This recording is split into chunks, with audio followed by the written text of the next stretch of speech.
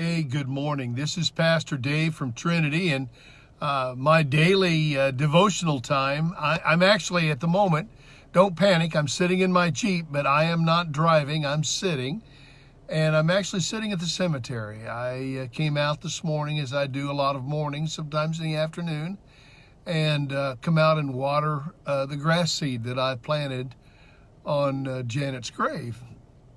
And of course, as you can well imagine, it becomes a little bit of an emotional time for me when I come out here because I'm sad and I miss her.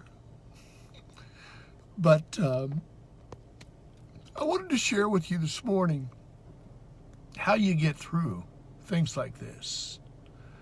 I remember the words of the Apostle Paul back in 1 Thessalonians chapter 4, where he said to the Christians in the church of Thessalonica who were confused about their loved ones who had died in Christ.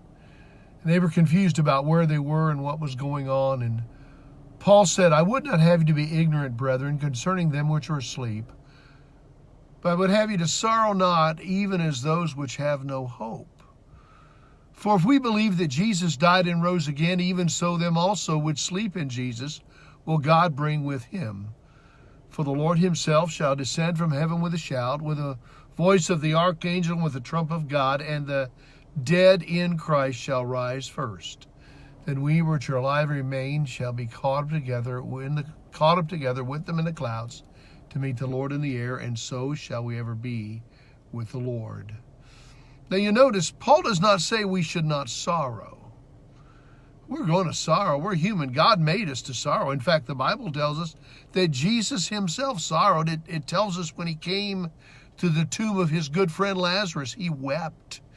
He wept even though he knew he was about to speak words that would bring Lazarus back to life. That's part of our nature. We sorrow. We're sad. We love people.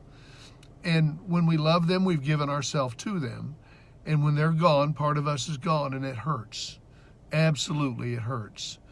But Paul said, we sorrow not as those which have no hope. We have a hope. We have a hope in Jesus Christ, in the resurrection of the dead.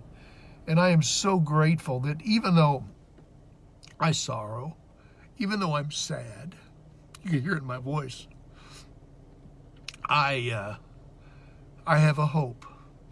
And that hope is in Jesus Christ.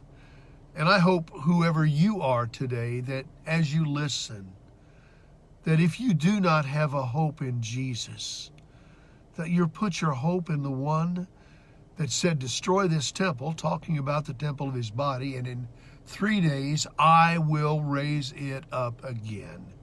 And he certainly did that. That is our hope.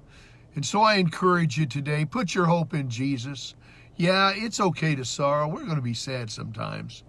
But my goodness, trust him, have hope in him. God bless you, my friends. Have a great day.